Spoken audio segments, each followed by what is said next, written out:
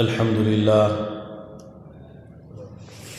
لله نحمده ونستعينه ونستغفره ونؤمن به ونتوكل عليه ونعوذ بالله من شرور أنفسنا ومن سيئات أعمالنا من يهده الله فلا مضل له ومن يضلله فلا هادي له ونشهد أن لا إله إلا الله وحده لا شريك له ونشهد أن سيدنا ومولانا محمدا عبده ورسوله أما بعد فأعوذ بالله من الشيطان الرجيم بسم الله الرحمن الرحيم فقلت استغفروا ربكم إنه كان غفارا يرسل السماء عليكم مدرارا ويمددكم بأموال وبنين ويجعل لكم جنات ويجعل لكم أنهارا صدق الله العظيم وصدق رسوله النبي الكريم. درود پڑھیں.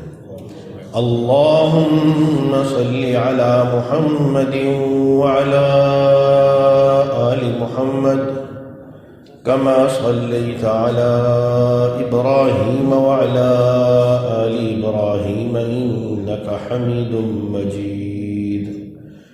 اللهم بارك على محمد وعلى آل محمد كما باركت على إبراهيم وعلى آل إبراهيم إنك حميد مجيد.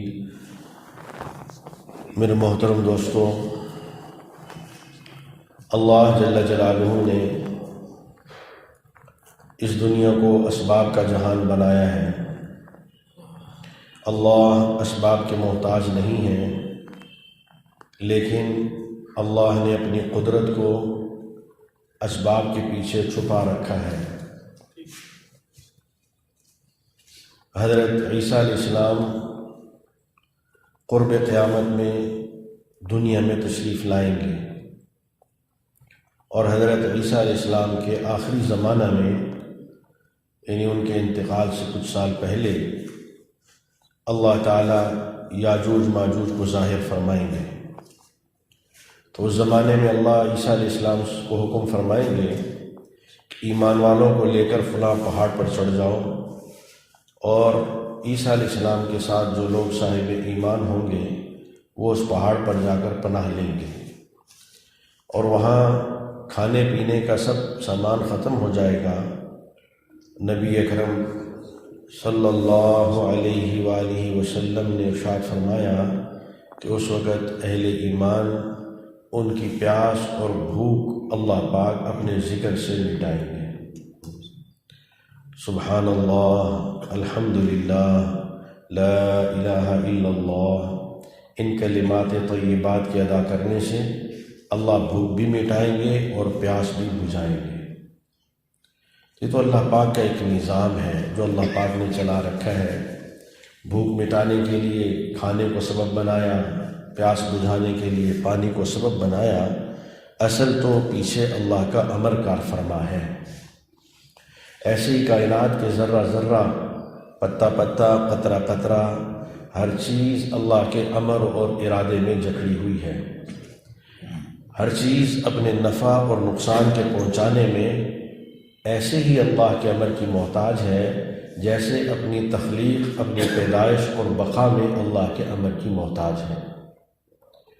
ہمیں جن چیزوں سے نفع ملتا ہوا دکھائی دیتا ہے ان سے انس پیدا ہو جاتا ہے، اور جن چیزوں سے نقصان پہنچتا ہوا ہمیں دکھائی دیتا ہے، ہمارا تجربہ، ہمارا مشاہدہ یہ بتاتا ہے کہ اس چیز میں یہ نقصان ہے، تو ہمیں ان سے بغض اور عداوت پیدا ہو جاتی ہے.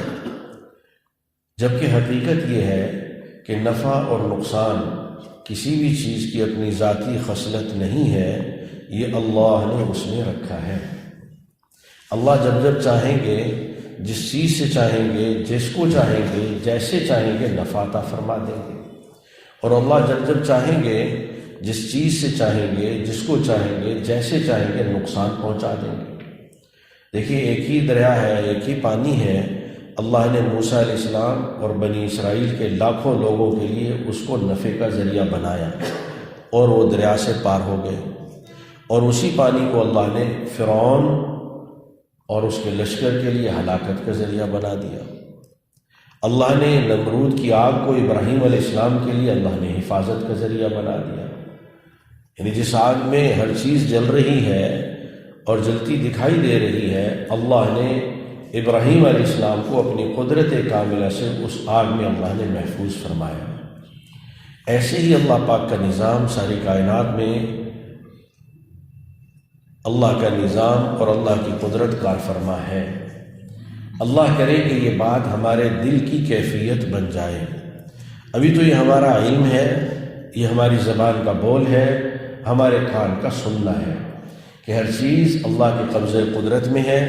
نفع دینے میں کوئی چیز خود مختار نہیں ہے، نقصان پہنچانے میں کوئی چیز خود مختار نہیں ہے۔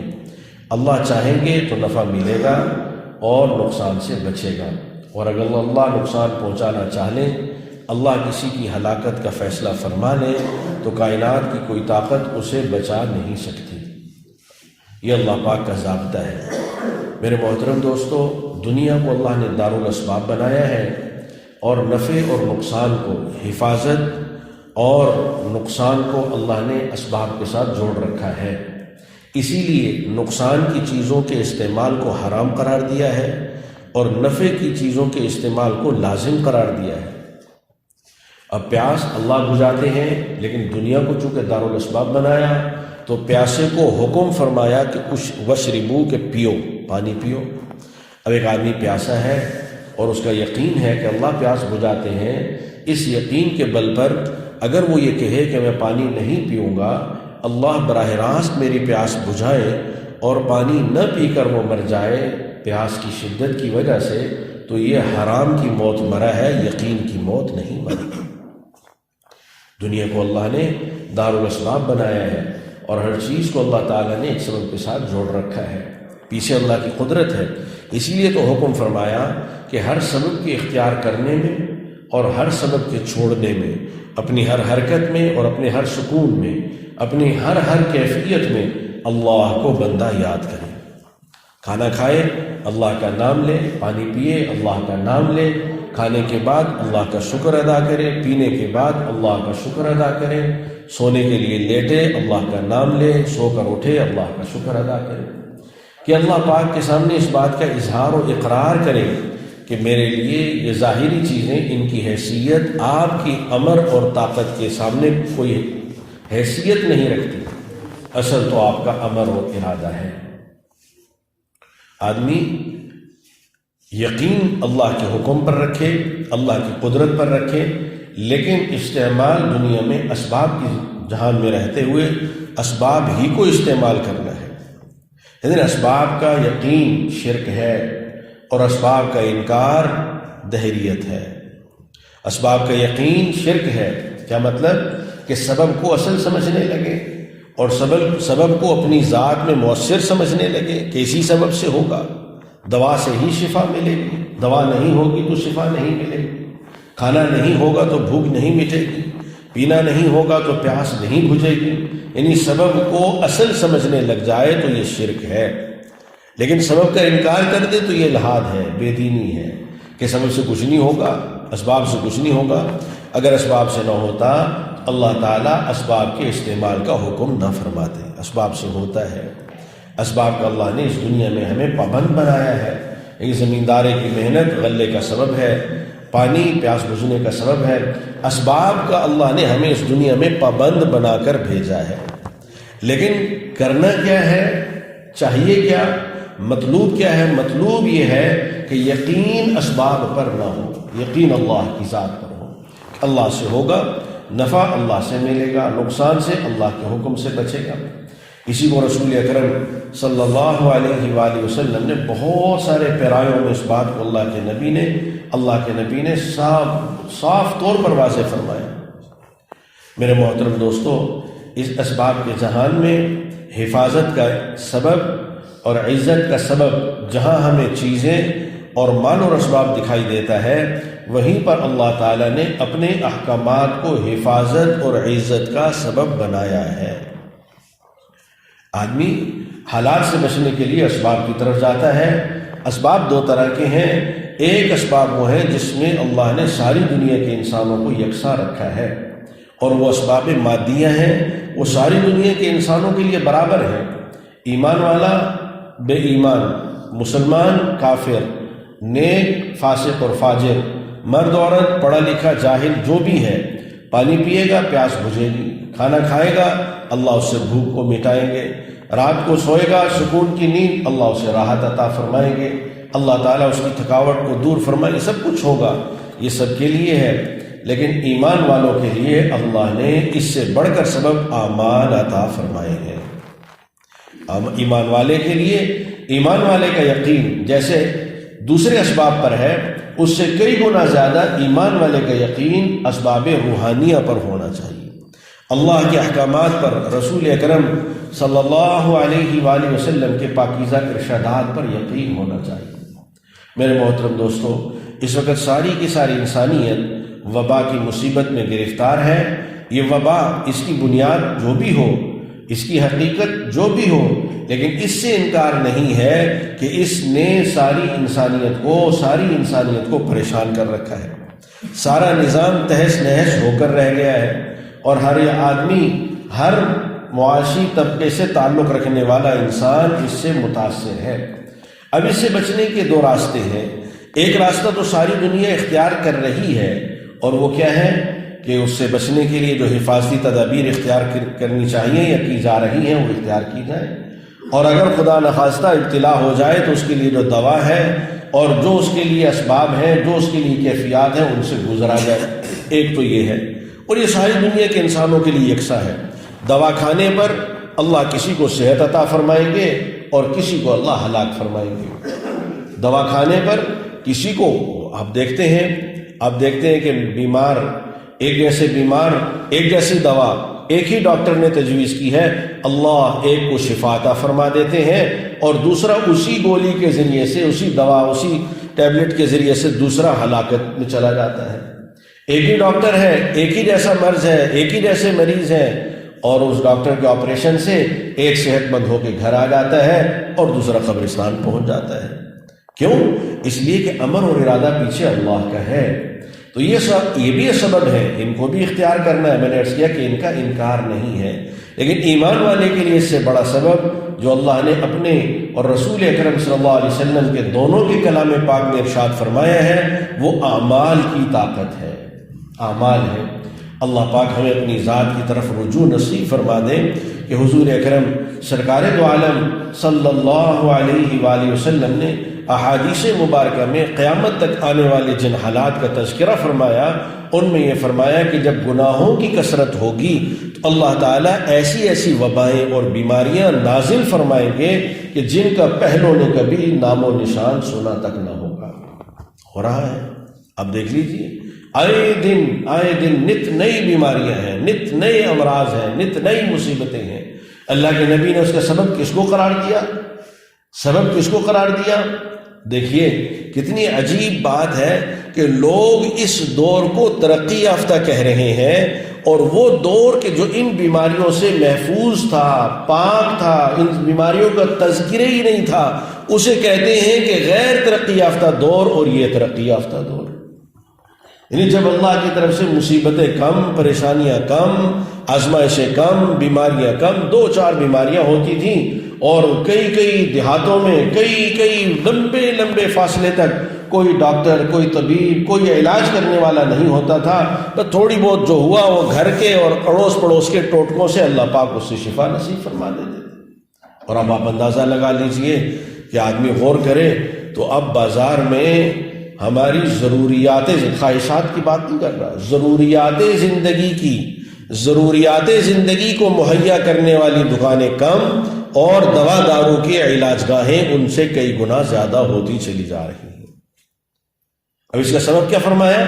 نبی اکرم صلی اللہ علیہ وآلہ وسلم نے فرمایا کہ جب قیامت قریب آئے گی تو گناہوں کی نحوست کی وجہ سے گناہوں کی کثرت کی وجہ سے اللہ تعالیٰ وہ بیماریاں نازل فرمائیں گے کہ جن کا پہلے وقتوں میں کبھی نام و نشان نہیں تھا۔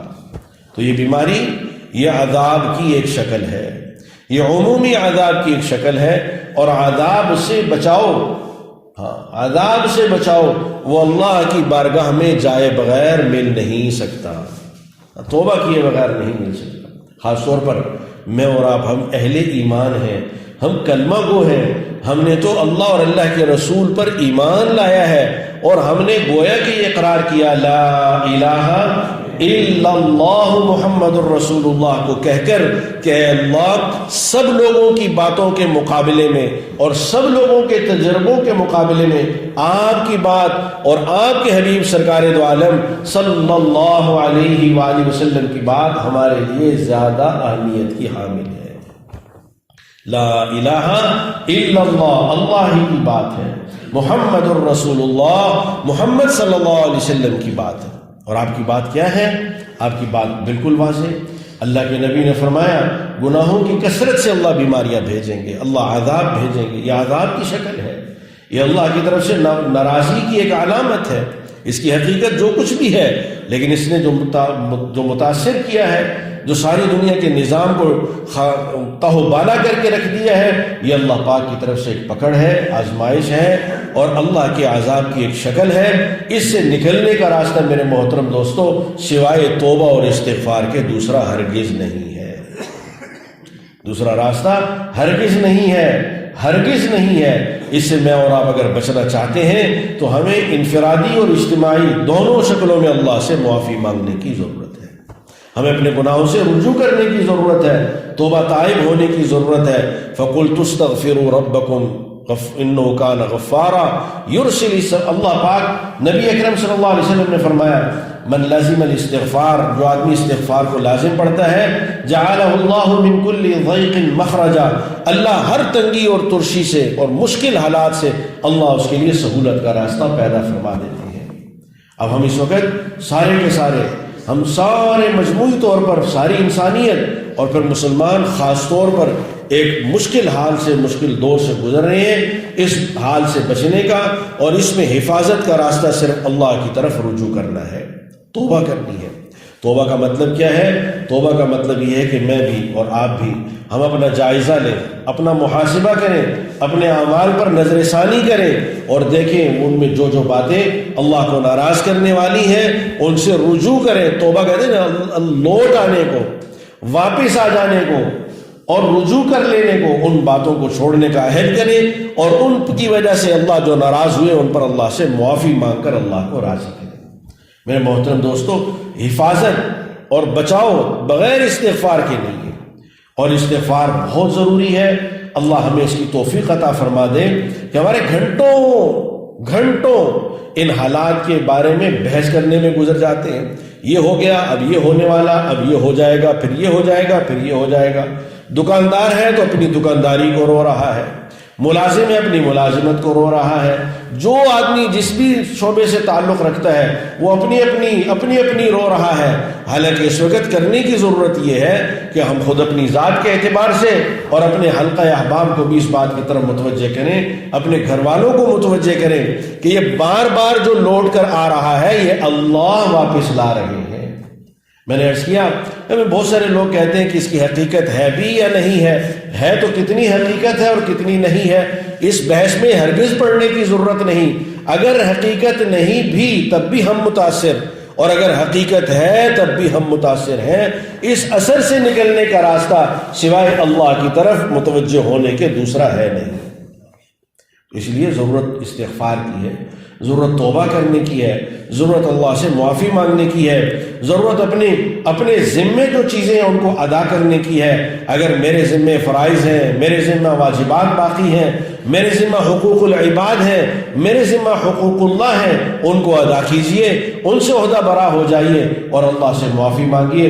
آج تک نمازوں میں غفلت تھی، سستی تھی، نماز کا اہتمام کیجئے صرف اس وجہ سے کہ اے اللہ اگر میرے حضرت موسیٰ علیہ السلام کے زمانے کا واقعہ معروف واقعہ ہے کہ موسیٰ علیہ السلام کے زمانے میں بارش بارش نہیں ہو رہی اور قحط بڑھتا گیا بڑھتا گیا بڑھتا گیا. آپ حضرات بھی دیکھتے ہیں کہ ہماری شریعت میں بھی ہے جب قحط بڑھ جائے تو استسقاء کی نماز پڑھی جاتی ہے.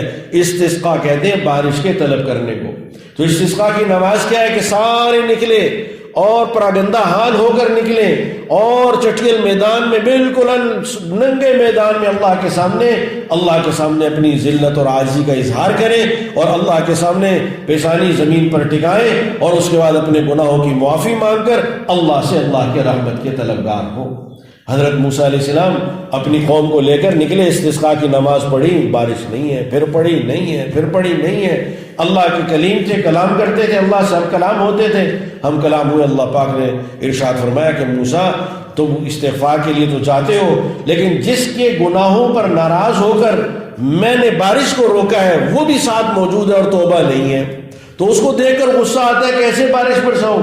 موسیٰ علیہ السلام نے اعلان کیا کہ جس آدمی کی وجہ سے اللہ نے بارش روکی ہے, جو گناہ گار ہے, جو ایسا ویسا ہے, وہ ہمارے مجمع میں سے نکل جائے. اب وہ آدمی سمجھ گیا, اس نے دل میں توبہ کی, اللہ نے بارش برسا دی. موسیٰ علیہ السلام نے عرض کیا کہ اللہ کوئی بھی نہیں نکلا, آپ نے برسا دی. فرمایا جس کی وجہ سے روکی اسی کی وجہ سے برسا دی. اللہ بڑے کریم ہے.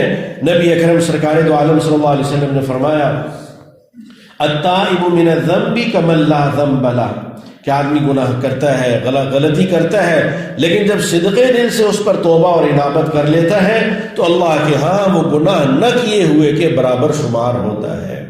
بلکہ نبی اکرم صلی اللہ علیہ وسلم نے فرمایا کہ جب اللہ تعالیٰ بندے کی توبہ کو قبول فرماتے ہیں تو اس کی گناہوں کی جگہ اللہ اس کو نیکیاں مرحمت فرما دیتے ہیں. اس لیے کہ توبہ خود ایک نیکی ہے, خود اللہ کی اور اللہ کے حکم, رسول صلی اللہ علیہ وسلم کے حکم کی تعمیل ہے. تو میرے محترم دوستو, اس وقت ساری دنیا کے انسان اور خاص طور پر امت مسلمہ جن حالات سے دوچار ہے, ان سے نکلنے کا راستہ اللہ کی بارگاہ میں جھکے بغیر نہیں ہے. اور معاف کیجئے گا, ہمارا حال تو یہ ہے کہ اب جمعہ کی نماز ہے تو حال بھرے گا, برآمدہ بھر جائے گا, نماز کھڑی ہوگی صحن بھی بھر جائے گا, لیکن فجر کی نماز میں 2-2.5 صفوں سے زیادہ نمازی نہیں ہوں گے. اللہ کیسے راضی ہوں گے؟ میرے محترم دوستو, اللہ تو اپنی بات کے ماننے پر راضی ہوں گے. اگر ایک آدمی نماز نہیں پڑھتا اور توبہ کرتا ہے تو اس کی توبہ ناقص ہے, کامل نہیں ہے. یہ توبہ ناقص ہے, ادھوری ہے, کامل نہیں ہے. کامل توبہ تو یہ ہے کہ جو ذمہ میں فرائض ہیں, اور سب سے بڑا فرض جو اللہ نے ہم پر لازم کیا ہے وہ نماز کا ہے کہ 5 وقت کی نماز تو ہمارے ذمہ فرض کی حیثیت رکھتی ہے, بلکہ اسلام کی عملی تصویر ہی نماز ہے. اسی لیے رسول اکرم صلی اللہ علیہ وآلہ وسلم نے ارشاد فرمایا کہ نماز آدمی اور کفر کے درمیان میں حد فاصل ہے. حد فاصل ہے کہ کافر اور مسلمان ان دونوں کے درمیان میں فرق وہ نماز کے قیام کا ہے کہ مسلمان مؤذن کی اذان کو سن کر وہ مسجد کی طرف چلتا ہے, اور جو مسجد کی طرف نہیں چلتا, اللہ کے نبی نے فرمایا کہ اس کے مسجد کی طرف نہ آنا یہ عمل کفر کا عمل ہے مسلمان, لیکن عملاً یہ عمل اس کا کفر کا عمل ہے, اسلام کا نہیں. اسلام کا تو مطالبہ ہے, اسلام کا تو تقاضا ہے, اسلام کی تو پہچان ہے, اسلام کی تو علامت ہے. ایک ایسا فیکٹری ملازم ہے کہ ہوٹر ہو گیا اور چھٹی بھی نہیں دی, یا تو یہ کہ فیکٹری نے چھٹی دی, چھٹی بھی نہیں ہے, اور ہوٹر ہو گیا اور جاتا نہیں ہے, کہتے ہیں میں ملازم ہوں صاحب, ہم مہینے کے بعد تنخواہ لینے جائے گا تو بجائے لینے کے دینے پڑ جائیں گے. ایسے ہی حال ہمارا ہے کہ نماز ہے نہیں ہے, نماز غائب ہے یا ادھوری ہے, جی چاہا تو پڑھ لی, فرصت ہوئی تو پڑھ لی. نماز کو فوقیت حاصل نہیں ہے, نماز کی اہمیت کا احساس نہیں ہے. اللہ پاک ہمیں توبہ نصیب فرما دے. تو اس وقت گناہوں سے توبہ کی ضرورت ہے, انفرادی طور پر بھی اور اجتماعی طور پر بھی. اور توبہ کی صورت میں نے عرض کی ہے کہ توبہ کی تکمیل یہ ہے کہ کم از کم 5 وقت کی نماز جماعت سے پڑھنے کا اہتمام ہو اور دوسروں کو اس کی ترغیب ہو کہ اللہ پاک راضی ہوں گے تو اللہ پاک اپنے عذاب کو اور اس بیماری اور وبا کو اللہ ختم فرمائیں گے. یہ آئی اللہ کے امر سے ہے اور جائے گی اللہ کے امر سے. آئی اللہ کی ناراضگی کی علامت بن کے ہے اور جائے گی اللہ پاک کے راضی ہونے پر. کم از کم میں تو توبہ کروں, میں تو اپنے گناہوں سے واپس لوٹوں, نہ معلوم میری وجہ سے اللہ پاک ناراض ہوں. ہم میں سے ہر آدمی کو یہ سوچنے کی ضرورت ہے. اور پھر اس کے ساتھ ساتھ یہ ہے کہ آدمی چلتے پھرتے اٹھتے بیٹھتے 24 گھنٹے میں آدمی کثرت سے استغفر اللہ استغفر اللہ استغفر اللہ کا ورد کرے، اللہ سے مغفرت کی طلب کرے، اللہ سے معافی مانگے کہ اللہ ہمیں معاف فرما دے۔ اگر عربی میں نہیں مانگتا، اردو میں اپنی زبان میں کہ اللہ معاف فرما دے، اے اللہ ساری انسانیت کو، خاص طور پر امت مسلمہ کو اے اللہ معاف فرما دے۔ اس لیے کہ ساری کائنات پر اللہ پاک کی طرف سے جو احکامات اترتے ہیں وہ ماننے والوں کے اعتبار سے اترتے ہیں، کافروں کے اعتبار سے نہیں اترتے۔ وہ تو اللہ پاک حالات کو جو بدلتے ہیں وہ اہل ایمان کے بدلنے پر بدلتے ہیں۔ اہل ایمان دیکھیے حضرات صحابہ کرام رضوان اللہ علیہم اجمعین اور حضرات انبیاء علیہم الصلوۃ والسلام کے ادوار کا مطالعہ کیجیے کہ جب ایمان والے اپنے ایمان کے تقاضوں کو پورا کرتے ہیں تو اللہ تعالیٰ ساری کائنات کو باغ و بہار بنا دیتے ہیں، اور جب ایمان والے بگڑتے ہیں اللہ ساری کائنات کے نظام کو بگاڑ دیتے ہیں۔ اس لیے کہ کائنات کا دولہ وہ مومن ہے، لا الہ الا اللہ محمد رسول اللہ کا پڑھنے والا ہے۔ اصل میں اور آپ ہیں میرے محترم دوستو، ہمیں اللہ کی طرف رجوع کرنے کی، اپنے گناہوں سے توبہ اور معافی مانگنے کی ضرورت ہے۔ تنہائی میں بھی اللہ سے استغفار کیا جائے اور اللہ توفیق عطا فرما دے تو صلاۃ و توبہ پڑھ کر اللہ کے سامنے رو کر معافی مانگی جائے، پوری امت کی طرف سے استغفار کیا جائے کہ اے اللہ ساری امت کا اپنی ذات سے، آپ کی ذات سے جو تعلق ٹوٹا ہوا ہے، آپ کی ذات کا یقین جو کمزور پڑ چکا ہے اور اعمال خیر کے اندر جو کمزوری آ چکی ہے اور فرائض کے اندر جو غفلت اور سستی چھا چکی ہے، اللہ وہ معاف فرما دے، اپنی ذات کی طرف رجوع نصیب فرما، اور جن گناہوں کی وجہ سے اے اللہ پوری انسانیت پر اور خاص طور پر امت مسلمہ پر یہ حالات کی کشیدگی ہے، اے اللہ ان گناہوں کو خاص طور پر معاف فرما۔ اور میرے محترم دوستو، اس کے ساتھ ساتھ ایک تو نماز کا اہتمام کیا جائے، سورہ یاسین کا اہتمام کیا جائے، تو اور مسنون دعاؤں کا اہتمام کیا جائے، صلاۃ و توبہ کا اہتمام کیا جائے، استغفار کی کثرت کی جائے، اور کثرت کم از کم 300 مرتبہ ہے، 300 مرتبہ اگر اللہ توفیق دے دے تو صبح و شام 300 مرتبہ استغفر اللہ الذی لا الہ الا هو الحی القیوم واتوب الیہ، یا استغفر اللہ ربی من کل، کوئی بھی استغفار کا کلمہ اور کچھ نہیں تو استغفر اللہ استغفر اللہ استغفر اللہ، یہی کلمہ 300 مرتبہ صبح اپنے گناہوں کے استحضار کے ساتھ اور شام کو اپنے گناہوں کے استحضار کے ساتھ کہا جائے، اور نماز کا خاص طور پر اہتمام کیا جائے اور اللہ پاک سے معافی مانگی جائے۔ اللہ پاک ہمارے حال پر رحم فرما دے۔ اس کے ساتھ ساتھ جو اسباب اور جو چیزیں ہمیں کہی جاتی ہیں انہیں بھی سبب کے درجے میں اختیار کرنا ضروری ہے، اللہ پاک ہمیں اس کا بھی احساس نصیب فرما دے۔ اور میرے محترم دوستو، اس سب کے ساتھ ساتھ جو ہمارے گرد و نواح میں، ہمارے متعلقین میں، اہل محلہ میں جو لوگ بیمار ہیں، خاص طور پر ان کی صحت یابی کے لیے، شفا کے لیے دعا مانگی جائے، اور صدقات کا اہتمام کیا جائے۔ نفلی صدقے میں یہ صدقہ نفلی ہوگا جو ہم بیماری کے لیے یا مصیبت سے بچنے کے لیے کریں گے۔ یہ یاد رکھیے کہ نفلی عبادت کوئی بھی ہو، چاہے وہ نماز ہے، چاہے وہ روزہ ہے، چاہے وہ صدقہ ہے، اس کے اندر اخفاء یعنی اس کو چھپانا یہ مطلوب ہے، اس کا اظہار مطلوب محمود نہیں ہے، اس کا ظاہر کرنا وہ پسندیدہ نہیں ہے۔ حتیٰ کہ چھپانا اتنا زیادہ ہے کہ فرمایا روزہ دار ہے، کسی نے کھانے کی طرف بلا لیا، کسی ضیافت کی دعوت دے دی تو یہ اپنے روزے کو چھپا کر صرف اس کی ضیافت کی وجہ سے افطار کر دے تو افطار کا اجر بھی ملے گا، یعنی دعوت کے قبول کرنے کا اجر بھی ملے گا اور روزے کا اجر بھی ملے گا۔ ہاں یہ روزہ بعد میں قضا کرنا پڑے گا۔ اور نماز کے اندر بھی، نفلی نماز میں اخفاء مطلوب ہے کہ آدمی چھپ کر تہجد پڑھے، چھپ کر نفل پڑھے، اللہ سے معافی مانگے۔ اسی طرح صدقہ کہ مالی صدقہ، مال اللہ کے نام پر خرچ کرنا، یہ بھی بلاؤں کو، مصیبتوں کو، وباؤں کو، پریشانیوں کو، بیماریوں کو دور کرنے کا ذریعہ ہے۔ لیکن اس میں اعلان خدا را اب تو بہت بڑا ایک المیہ بن چکا ہے کہ کچھ بھی دیا سوشل میڈیا پہ اس کی تصویر لگا دی کہ فلاں کو یہ دے رہا ہے، انا للہ و انا الیہ راجعون۔ اللہ کے نبی صلی اللہ علیہ وسلم نے فرمایا اللہ کے عرش کے سائے میں وہ آدمی ہوگا کہ جو اپنے دائیں ہاتھ سے ایسے خرچ کرے کہ اس کے اپنے بائیں ہاتھ کو بھی پتہ نہ چلے کہ اس نے دائیں ہاتھ سے کیا ہو اس کو دیا ہے۔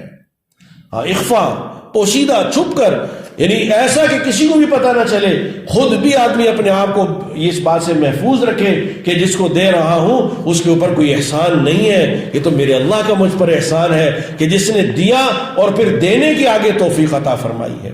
تو میرے محترم دوستو، یہ جو حالات چل رہے ہیں ان میں اللہ کی ذات کی طرف رجوع کرنا، فرائض کا اہتمام کرنا، اور تینوں طرح کے نوافل ہیں، تینوں طرح کی نفل عبادات ہیں، نماز ہے، روزہ ہے، صدقہ ہے اور استغفار ہے، ان میں اللہ پاک ہمیں کثرت سے مصروف ہونے کی توفیق عطا فرمائے۔ اور اس کے علاوہ جو ہمارا وقت ہے وہ فضولیات اور لغویات، خاص طور پر وہ چیزیں، وہ باتیں کہ جن سے کوئی حاصل نہیں ہے، اللہ کا واسطہ ہے کہ ہم اپنے آپ کو ان سے بچائیں۔ ان میں صرف اور صرف ہمارا نقصان ہی ہے، دنیا کا بھی اور آخرت کا بھی۔ اللہ پاک ہم سب کی حفاظت فرمائے۔ وآخر دعوانا الحمدللہ رب العالمین۔